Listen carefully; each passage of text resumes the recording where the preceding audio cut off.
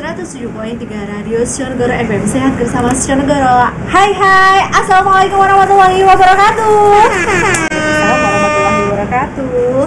Kembali lagi di Selasa yang penuh hangat seperti ini, tetap di ruangan Sionegoro FM. Bersama saya Anita nanti akan menemani panjenengan semuanya selama 1 jam ke depan bersama Anita bercerita. Dan tentunya pagi hari ini walaupun di luar sana dingin gimana gitu ya, tetap di sini penuh kehangatan. Saya ditemani sama teman saya Mbak Erna. Hai. Assalamualaikum Mbak Erna. Waalaikumsalam Mbak Ita. Ini Mbak Erna namanya siapa Mbak Erna? Nama lengkap Dwi Erna Suryani. Panggilannya yang tengah Erna. Oh, Erna. Iya. Bukan Mbak Yani. Kenapa? Nanti mungkin kalau buka warung makanan Mbak Yani boleh. Oh, keren ini. Jadi kalau membuka warung makanan mau Mbak Yani. Iya. Tapi kalau membuka terapi bicara Mbak Erna. Iya. Terus kalau membuka klinik, Dwi. Boleh ya. Gimana kabarnya? Baik, alhamdulillah. Tadi pagi kehujanan nggak? Saya jurus menyulap, jadi sampai sini tetap kering. Gitu ya. Ada ya? Ada. Iya dah, nanti trik-triknya bisa dibagikan sama pemirsa ya. Oke, guys, nanti kita akan membicarakan tentang terapi bicara. Siapa saja sih yang membutuhkannya ataupun informasi tentang terapi bicara, tentunya di klinik RSUD Wonosobo yang berada di lantai berapa, Mbak? Lantai 2. Sebelah lift, sebelah kiri lift ya, keluar dari lift itu. Kalau nggak pakai eskalator naik tik belok kanan ya, langsung di situ ada ya. Oke, jangan kemana-mana, kita puterin lagu untuk menyemangati panjenengan semua. Check it out.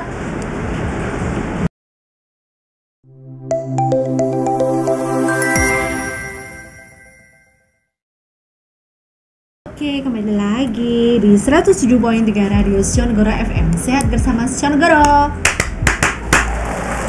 Ini yang di belakang layar lagi pada emplu-emplu ya. Jadi kayak sepi-sepi, senyap-senyap gimana gitu ya. Semoga yang mendengarkan tetap sehat selalu ya. Amin. Dan tetap semangat. Oke, Mbak Erna.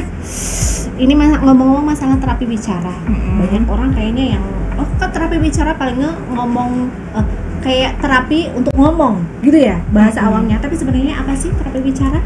Terapi bicara. Oke, sekarang saya mau kasih tahu secara apa ya? Definisi. Definisi menurut Peraturan Menteri Kesehatan PMK nomor 81 tahun 2014 bahwa terapi bicara adalah bentuk pelayanan kesehatan profesional yang berdasarkan pengetahuan dan teknologi dalam bidangnya kita ada 5. Bahasa, bicara, suara, irama kelancaran, dan menelan. Itu ditunjukkan baik untuk individu, untuk keluarga maupun kelompok. Jadi nggak semata-mata hanya satu personal aja. Dan ini upaya kami untuk meningkatkan upaya kesehatan yang diakibatkan itu adanya baik gangguan, kelainan atau penyakit, baik itu sifatnya anatomis, fisiologis, psikologis maupun sosiologis gitu. Jadi kalau kursus di mana? Enggak kursus. Jadi profesi ini adalah profesi yang di bawah naungan Kementerian Kesehatan. Jadi kita memang ada ijazahnya, baik bekerja pun ada surat izin prakteknya, surat tanda registernya yang harus diperbarui setiap 5 tahun sekali seperti itu. Tetap ada ya. Itu Gitu. terapi bicaranya. Ya. Jadi nggak abal-abal ya. Apalagi di terapi sama saya, yuk aku suka ngomong ya sama aku aja nggak bisa ya. Nggak bisa. Jadi untuk prakteknya sendiri ada persyaratan tertentu gitu. Surat tanda registernya, baik perizinannya di Dinas Kesehatannya juga ada gitu. Nah, Mbak Erna ngomong-ngomong yang masalah ini, Mbak Erna di rumah sakit udah berapa tahun? Saya 8 tahun. 8 tahun? Ya, 8 tahun di rumah sakit. Kalau jadi terapi bicara 10 tahun. Oh, sebelumnya juga sebelum di rumah sakit juga membuka? Ya, sebelum di rumah sakit saya di klinik dan di SLB. Oh, ya, di SLB. Job. Ya, di SLB, mendampingi di SLB. Kemudian ada kesempatan untuk bergabung di Sionegoro. Alhamdulillah sudah 8 tahun bersama. Berarti tahun 2015 ya? Iya. 2015. Seniornya Mbak Erna ada nggak sih? Kalau terapi bicara itu memang profesinya masih cukup agak langka ya sekarang ini. Jadi lulusan demi lulusan itu sudah hampir susah nyarinya ya.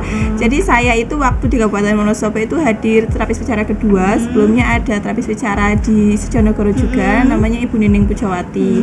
Beliaunya saat ini sudah purna karena sudah sepuh ya. Tinggal beliaunya sedang fokus untuk di SLB, SLB sekolah luar biasa untuk anak-anak berkebutuhan khusus. Iya, begitu. jadi sementara ini senior kedua ya? ya? Tua sama senior tipis ya? Enggak sih, tua saya jarang ngomong tua. Gitu ya? Oke. Takutnya itu kayak menyinggung gitu ya. Kalau senior kan kayaknya kayak senioritas gitu ya.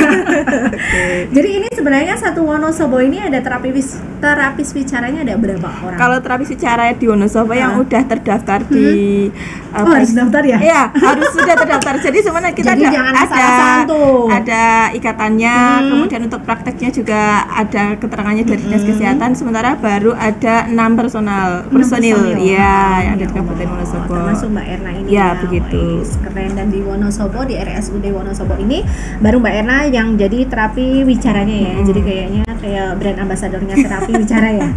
Mau nggak mau ya? Nggak mau ya. Nanti bisa disepil loh, minta sama Mas Adit tolong deh kalau flyernya ada gambarnya aku loh, biar aku lebih terkenal gitu ya. Boleh, katanya boleh diakses sama Pak Sutradara. Oke Mbak Erna, sebenarnya manfaat sama keuntungannya apa sih ini Mbak Erna? Terutama terapi di Sujonegoro ya. Oke. Sebelum ke manfaat dan keuntungan, saya mau jelasin dulu prosedurnya ya. Oke. Jadi biar nggak langsung ya. Prosedurnya itu kan ada prosedur secara administratif dan prosedur pelayanan. Nah, sekarang saya mau ngasih tauin secara prosedur pelayanan dulu. Jadi untuk pasien terapi bicara tuh nggak ujuk-ujuk datang terapi bicara gitu, nggak bisa. Jadi pasien itu datang baik itu atas inisiatif sendiri ataupun konsulan dari dokter, saran dari posyandu, bidan dan lain sebagainya. Biasanya pasien datang itu kita cek dulu di catatan medisnya ada nggak sih, atau mungkin dia punya riwayat penyakit tertentu atau ya sakit tertentu, obat tertentu. Nanti kita cek dulu. Seandainya memang ada, jika tidak, oke, kita ke next. Selanjutnya kita biasanya wawancara dulu. Jika anak berarti kita wawancara ke orang tuanya atau pasiennya langsung jika dewasa gitu ya. Setelah kita wawancara, biasanya kita mulai observasi dan asesmen. Jadi kita sinkronkan. Misalnya keluarga bilang, Bu Erna anak saya tuh ngomongnya nggak jelas nih gitu. Kita tes nih, tes untuk bicaranya, tes untuk bahasanya bener nggak sih sama yang diomongin ibunya, bahwa anaknya tuh belum jelas. Jadi nanti dari hasil tes itu, walaupun ibunya bilang ini lain-lainnya bagus, cuma bicaranya aja yang nggak bagus, kita tetap observasi secara umum ya, dari semua aspek yang saya bilang 5 aspek itu, baik suara, irama, bahasa dan lain semua aspek kita tetap asesmen di situ. Jadi nanti dari semua itu baru kita menegakkan diagnosa. Misalnya oke, bener ibu yang bilang ibu anaknya kesulitan bicara di artikulasi tertentu misal, atau oh ibu ternyata anaknya nggak kesulitan artikulasi tapi ada gangguan dengar loh gitu. Jadi bisa terdeteksi ya? Iya, jadi banyak kasus seperti itu. Jadi jangan-jangan tetangga saya kurang jelas bicaranya karena pendengarannya ya? Gitu. Atau misalnya pasien itu, oh ibu saya ini habis stroke, jadi nggak nyambung nih, kayaknya amnesia, demensia dan lainnya. Bener, nanti kita cek semua. Oh ternyata dia bukan masalah hanya di pola pikirnya, ada juga masalah di makannya, ada juga masalah di lainnya. Jadi dengan adanya kita mengasesmen secara keseluruhan, nanti diagnosanya akan jelas dan juga penentuan program. Jadi setelah nanti kita menentukan diagnosa, kita kasih tauin programnya untuk keluarga. Misalnya programnya kita buat program jangka panjang dan jangka pendek. Jadi misalnya anaknya gangguan bicara, banyak sekali bicaranya yang rusak. Tapi untuk jangka pendeknya kita kerjakan per subbab dulu. Misalnya saya targetnya 3 bulan untuk membenarkan artikulasi ini ya Bunda. Berarti yang ini kita skip dulu, kita fokus ke sini, programnya ini, prosedurnya ini, materinya ini, program saya ini, PR Bunda di rumah ini. Gitu. Jadi ada PR-nya juga ya. Kita kalau dengan orang tua tetap kolaborasi ya, gitu. Kolaborasi, Ya baik anak maupun dewasa. Sehingga Jadi itu prosedurnya ya. ya, jadi nanti setelah pemaparan programnya apa, baru next kita sudah mulai ke prosedur terapi intervensinya sesuai program yang sudah kita sepakati di awal, seperti itu. Gitu ya. Itu Ya. kalau pasien yang umum misalnya langsung aja bisa. Iya, atau kalau itu kan tadi prosedur secara pelayanan ya. Kalau secara administratif, jadi untuk terapi bicara bisa melayani pasien baik umum maupun BPJS. Ya. Kalau untuk pasien umum bisa langsung menuju klinik terapi bicara, bisa langsung mau mandiri maupun dengan rujukan. Mau dirujuk dari dokter boleh, langsung boleh. Oh iya, paham. Tapi kalau untuk pasien BPJS dengan prosedur BPJS tentunya ya, bahwa harus ada rujukan dari Vaskes 1, kemudian dokter spesialis, baru nanti akan kepanggih dengan dokter SPKFR, beliau dokter Roni, baru nanti dokter Roni akan memprogramkan profesi apa ya gitu. Baru nanti ke terapi bicara dengan prosedur pemeriksaan terapi bicara gitu. Nanti kalau misalnya di prosedur itu kurang jelas, nanti bisa ditanyakan sama petugasnya ya. Bisa ya. Nah, terus manfaatnya apa? Ya. Jadi kalau manfaat datang ke RSU terapi bicara di situ ya. Jadi setelah tadi dijelaskan prosedur pelayanannya, jadi manfaatnya kita terapis tidak berdiri sendiri hanya dengan si pasien, tapi kolaboratif bersama keluarga pasien atau orang tua pasien. Jadi biasanya kalau untuk anak-anak kita ada buku sambung ya. Jadi misalnya Bunda tadi belajarnya ada di sini di buku ini, nanti bisa diulang di rumah. PR-nya Bunda kita selipkan di situ. Jadi nanti reaksinya di rumah bagaimana, tuliskan ya Bunda di sini, seperti itu. Jadi komunikasinya kita saya tidak menyarankan, beberapa orang tua selalu mungkin tanya gini ya, Bu Erna berapa lama sih ini akan selesai gitu. Tapi dengan adanya kita kolaborasi antara orang tua dengan terapis, orang tua tidak akan bertanya seperti itu karena orang tua pun jadi terapis di rumah. Bisa mengukur sendiri anak saya sedang di fase ini, kemampuannya ini, oh ternyata belum bisa, berarti saya harus mengulang lagi selanjutnya, atau oh ini saya sudah harus ganti nih gitu kan. Jadi orang tua akan sama-sama mengevaluasi, tidak melulu menunggu evaluasi dari terapisnya, karena kita udah kolaborasi gitu. Jadi tetap ya kolaborasi atau support system dari keluarga itu penting banget. Penting ya. sekali. Itu berapa persen sebenarnya mempengaruhinya? Oh kalau sangat umumnya? ya, sangat berpengaruh ya, baik anak maupun dewasa.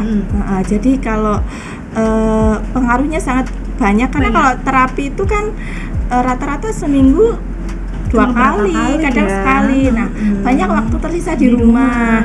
Tidak jarang saya juga memberikan jadwal untuk orang tua, jam belajar. Oh ada? Jadi misal Bunda, ini jadwal belajarnya 2 kali sehari, 30 menit di pagi, 30 menit di sore. Pagi Bunda kegiatannya main di luar ya, targetnya ini. Untuk sore main di dalam rumah, targetnya ini. Jadi seperti itu. Jadi kalau udah seperti itu bisa terjalin dengan baik. Orang tua evaluasinya banyak, iya. Bahkan kadang orang tua yang mengevaluasi, Bu Erna saya mau lapor nih, gitu. Udah sampai tahap ini nih Bu Erna. Oh iya, gitu di luar target kita. Oke, seperti itu. Itu juga effort dari keluarga juga ada ya. Jadi support sistem keluarga itu adalah memang nomor 1 ya. Dimana semua rasa, semua tindakan itu pure di rumah sebenarnya ya. Kebahagiaan, ciptakan kebahagiaan di rumah. Support system apabila anak panjenengan mungkin memang totalitas sebenarnya ya, itu kayak membuat kita oke lah, dia adalah titipan dari Allah, kita juga harus gitu kan maksudnya Mbak Erna kan kayak gitu ya.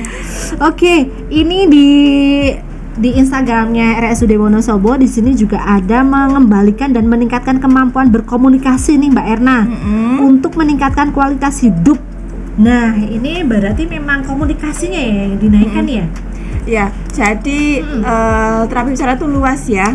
Banyak masih masyarakat luar sana yang hanya tahu sebatas informasi terapi bicara itu terapi untuk anak dengan terlambat bicara. Nah, kadang cuma tahu di situ. Padahal lebih dari itu, Mbak Ita. Jadi seperti definisi tersebut ya, kualitas hidup untuk meningkatkan lagi. Jadi tadi kan kembali ke ranah terapi bicara yang ada di 5 bidang itu ya. Jadi sebenarnya itu baik individu maupun kelompok maupun keluarga dari usia bayi bahkan sampai tua. Sampai tua? Iya, bahkan bayi ya, nggak tahu kadang bayi, kadang ngapain bayi di terapi bicara. Nah, jadi saya berterima kasih sekali ya kepada dokter-dokter di Sjonegoro, kolaborasinya juga bagus banget, sering banget mengkonsulkan pasien-pasien yang memang dibutuhkan sekali. Jadi dari dokter Sarah, dokter Isnawan, dokter jantung, kemudian dokter anak, dokter Vita, dokter Sirpangun. Jadi beberapa pasien bayi di perinatal dia dengan kasus asfiksia, kasus BBLR itu dengan kemampuan menghisap atau netek yang kurang bagus sudah mulai terapi bicara sejak dini untuk kematangan organ oralnya supaya menghisapnya lebih bagus.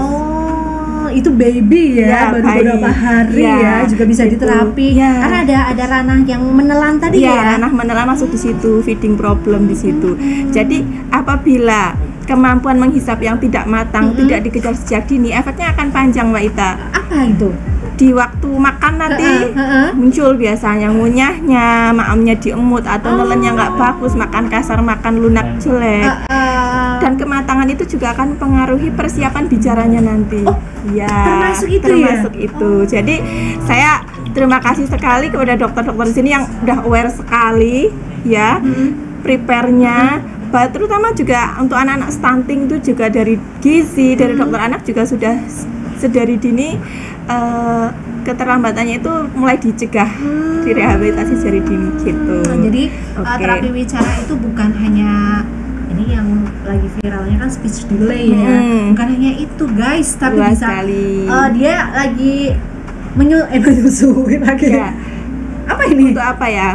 Menetek ya bilangnya ya. Minum susu gitu ya. Menghisapnya kurang. Apa itu? Ya itulah ya, itu Pak Sutradara ya. Nah, tadi kan untuk ranah bayi ya, kemudian untuk anak-anak ya seperti yang kita tahu ya, dengan speech delay, anak dengan autis gangguan komunikasi, cerebral palsy, kemudian anak dengan gangguan dengar ya itu juga ya, gangguan dengar pada usia perkembangan ya, sehingga biasanya dengan kurangnya gangguan dengar bahasanya jadi kurang, komunikasinya jadi minim di situ. Kemudian remaja, mulai remaja dengan gangguan irama kelancaran seperti gagap. Gagap sebenarnya itu bisa diterapi ya? Karena gagap ranahnya irama kelancaran, dia kan gitu kelancarannya ya? Jadi terganggu. Ya, kalau latah? Kalau latah nanti ada hubungannya lagi ya dengan saraf ya. Apakah memang latah yang dibuat-buat atau emangnya ada latah dibuat-buat? Ada ya.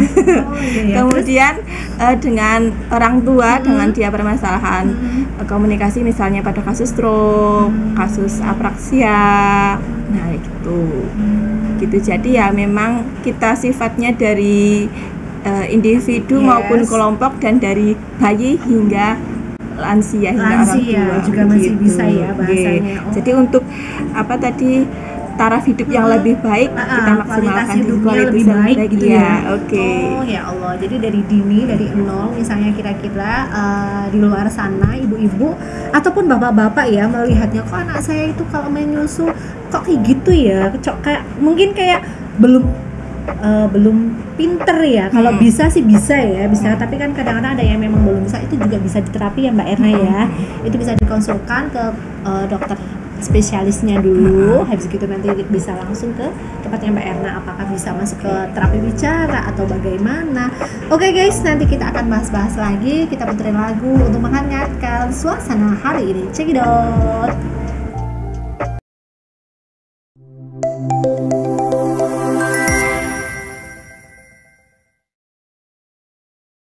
Oke, kembali lagi di 107.3 Radio Sjonegoro FM bareng Mbak Erna Suryani.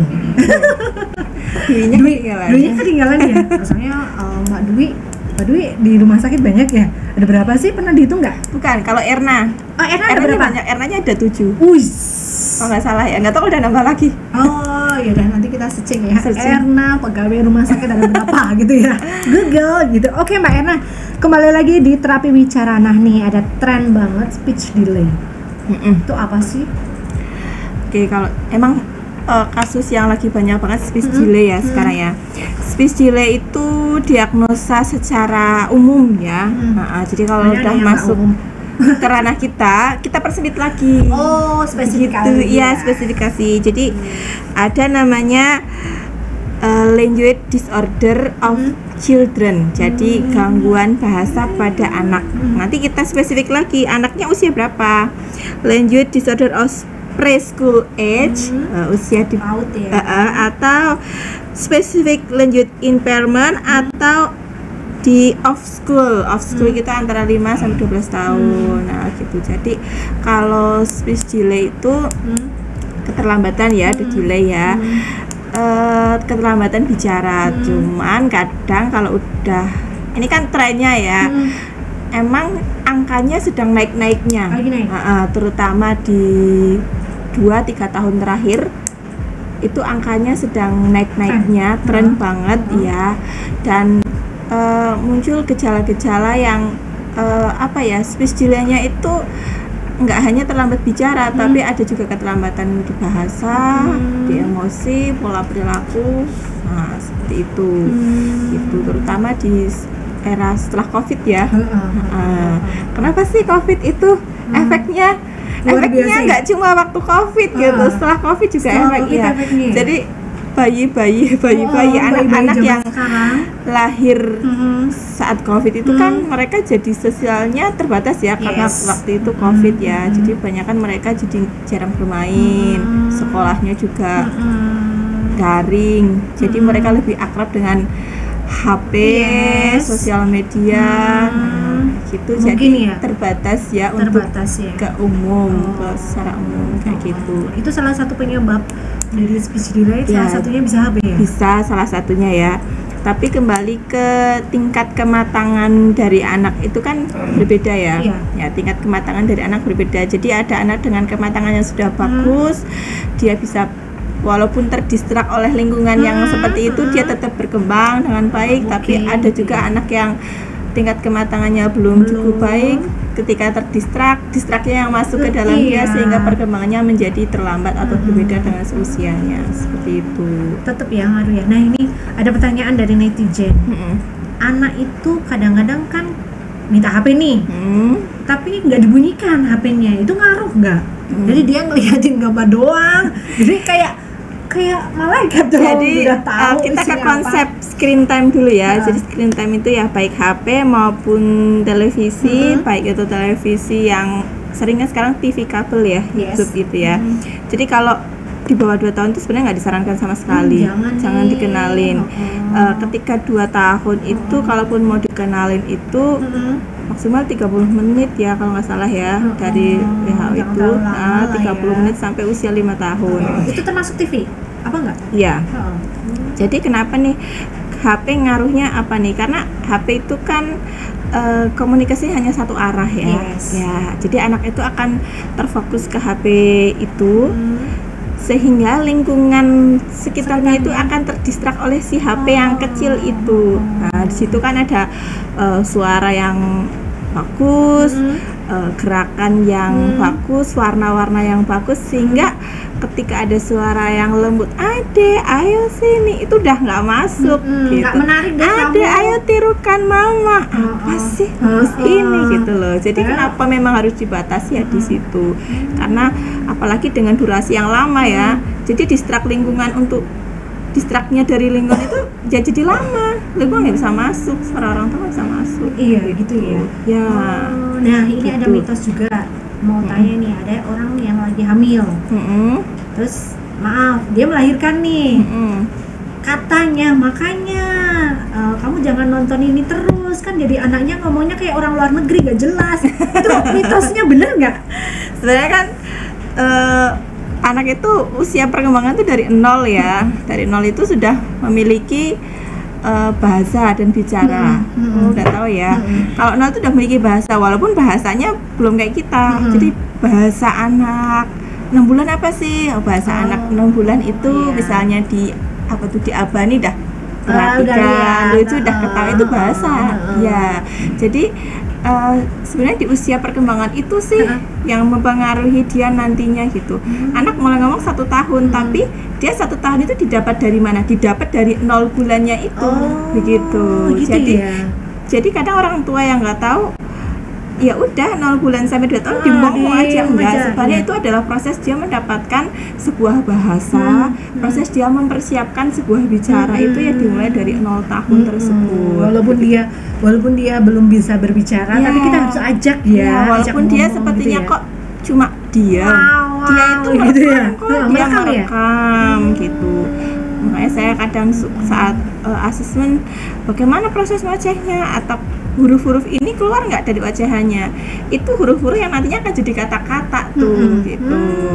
Misalnya kok ngocehnya cuma vokal aja, nggak ada nggak ada tata, oh iya memang persiapannya belum bagus ya. Saat ngoceh itu banyak banget ocehan-ocehan itu yang nanti akan menjadi persiapan kata-kata dia ketika di usia bicara gitu. Jadi usia perkembangan yang mempengaruhi dia berbicara ya memang dari 0 bulan itu. Oke. Nah, Mbak Erna biasanya pernah nggak kayak goalnya? Ada nggak sebuah kisah, kalau nggak pengalamannya Mbak Erna sendiri? Ini anak nih dari yang sebelum terapi, akhirnya di assessment, terus akhirnya di terapi bicara, terus sampai dia goalnya itu dia bisa bicara. Itu pernah nggak pengalaman berapa kali terapinya atau longnya supaya ibu-ibu yang lagi terapi bicara atau lagi itu punya semangat gitu?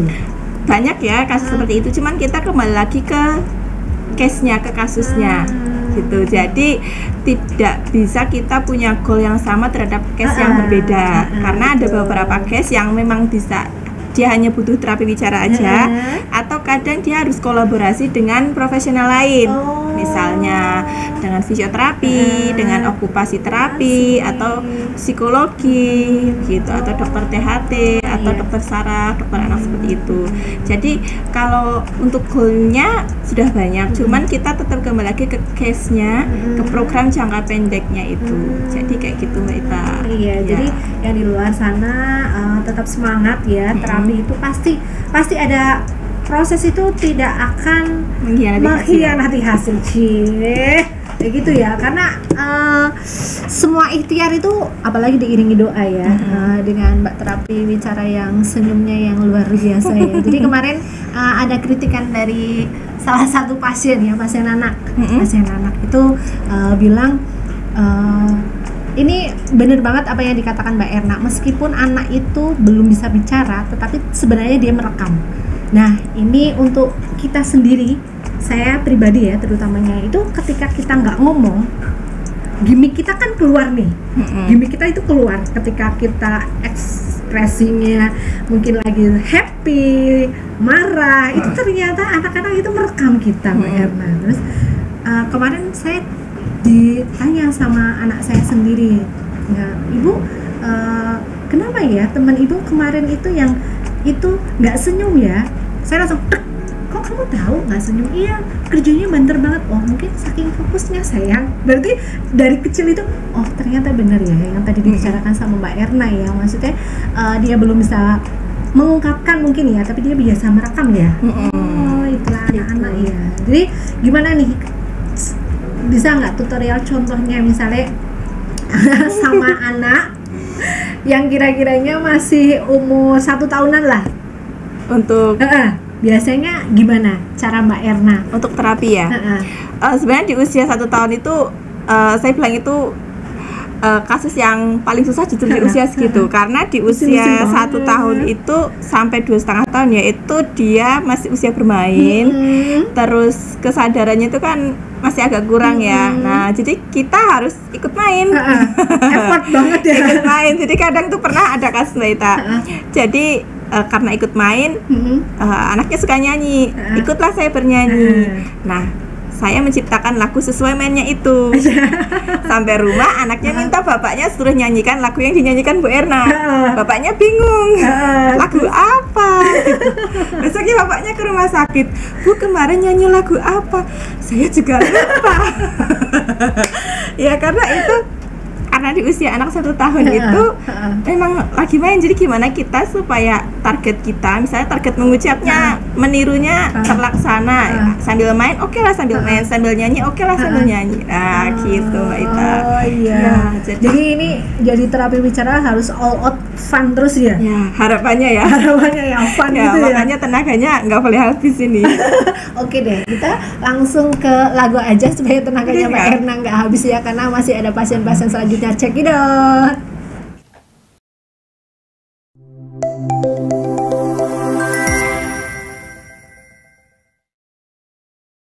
Oke, kembali lagi di hujan-hujan yang penuh deras-deras seperti ini ya. Ngomongnya harus gitu ya? Enggak ya? Kayak hujan ya. Kayak rintik hujan. Ini kayak hujan ya. Iya. Oke, Mbak Erna, sebelum closing, informasi apa aja sih bisa disampaikan pada pendengar? Oke, untuk orang tua semuanya, masyarakat semuanya. Ya apabila membutuhkan informasi terapi bicara, baik itu pemeriksaan maupun konsultasi, dapat datang ke klinik terapi bicara di lantai 2 Rawat Jalan yang buka setiap hari Senin sampai Sabtu. Kemudian kita melayani baik umum, BPJS atau dengan yang lainnya, misal jasa harja dan lain-lainnya gitu. Jangan ragu ya. Jadi kadang orang tua, aduh anak aku diterapi, malu dan lain sebagainya. Jadi tidak melulu kok terapi bicara memang untuk terapi, kadang hanya untuk konsultasi pun bisa, untuk ngecek apakah anak saya masih berada di fase yang sesuai atau tertinggal. Dan tidak melulu semua pasien terapi bicara itu memang diintervensi, kadang dia hanya sedikit ketertinggalan, kadang hanya kita berikan latihan di rumah, nanti bisa evaluasi lagi 6 bulan lagi, evaluasi lagi 3 bulan lagi, seperti itu. Okay. Seperti itu Mbak Ita. Oke, terus apalagi nih, informasi apa lagi? Mungkin untuk apa ya, melihat tren delay yang sekarang lagi banyak banget nih untuk para moms di rumah, bunda-bunda semuanya. Sama pap enggak? Pap, iya dong, iya ya, moms dan pap, bunda, ayah bunda di rumah. Nenek, oh ya, nenek juga ya. Itu penting ya. Iya, kemarin karena ada kasus nenek gitu. Jadi HP ya mulai sedih mungkin, atau screen time deh pokoknya, baik TV, YouTube, kabel semuanya, bahwa kasih batasan untuk anak-anak ya 2 tahun sebaiknya jangan dikenalkan dulu.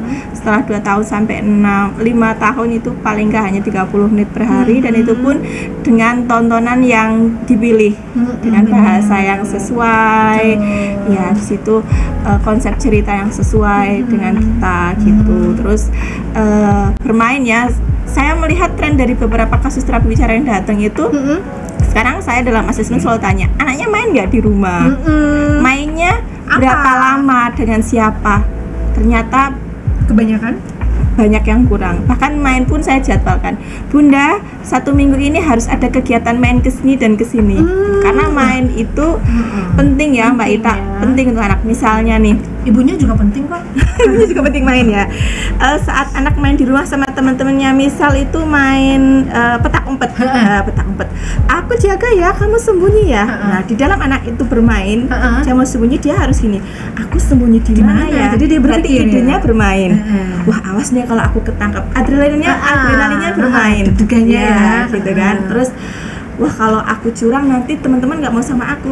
Disiplinnya di situ main, gitu. Saat dia jaga, dia harus jangan sampai ini aku kena, gitu. Dia main di situ. Tapi ketika dia di rumah hanya dengan ayah dan ibu, adrenalin seperti itu tidak terbentuk, karena orang tua kan biasanya hanya menjaga ya, nggak nangis, gantian gitu.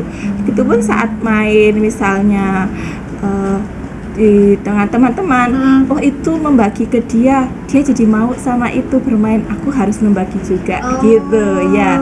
Jadi main itu penting karena di situ ada role model yang dia tiru. Terus kematangannya tidak hanya secara apa ya, bahasa dan bicara, tapi secara emosi, ide itu semuanya ikut tumbuh gitu. Jadi betapa pentingnya bermain di usia anak ya. Jadi gitu. supaya kalau usia anak udah mantep nih, udah banyak bermain, di usia dewasa dia nggak ketagihan ya, nggak pengen bermain. Iya. Jadi kebanyakan orang tua tuh gini Mbak Ita, anaknya disediakan di rumah dengan banyak mainan di rumah, tapi nggak dengan sosial dengan temannya. Nah itu akan berbeda hasilnya. Kecuali gitu. kalau ibunya ikut bermain, bapaknya, neneknya. Dan itu pun orang tua harus bisa role model sesuai usianya anaknya, gitu. Betul. Nah itu kiat-kiatnya ya, penting. Supaya bunda-bunda sama papi-papinya, father-fathernya ya, nenek-neneknya atau kakek-kakeknya atau semuanya yang ada di keluarganya itu bisa membantu anak terutama ya. Jadi kebanyakan kasusnya terapi bicara itu anak ya, untuk bisa meningkatkan kualitas komunikasinya ya, tentunya ya Mbak Erna ya. Oke. Kata-kata hari ini apa Mbak Erna? Kata-kata hari ini untuk menyemangati Mas Dika sama Mas Adit yang mungkin lagi suka minum obat flu. Ya, jaga kesehatan, tetap bersyukur dalam setiap kondisi. Betul, dan jadilah manfaat untuk orang-orang di sekitar kita.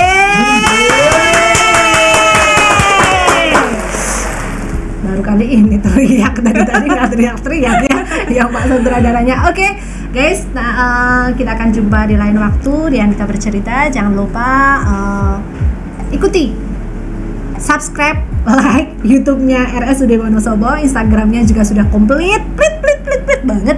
Di situ ada info-info yang keren-keren abis. Ada kontak personnya juga, bisa dihubungi langsung apabila panjenengan mau menanyakan perihal informasi tentang RSUD Wonosobo. Oke, semoga yang mendengar dan yang ada di sini semuanya sehat selalu, diberkahi Allah selalu, panjang umur, murah rezeki dan bahagia selalu. Sampai jumpa di lain waktu. Wassalamualaikum warahmatullahi wabarakatuh. Waalaikumsalam.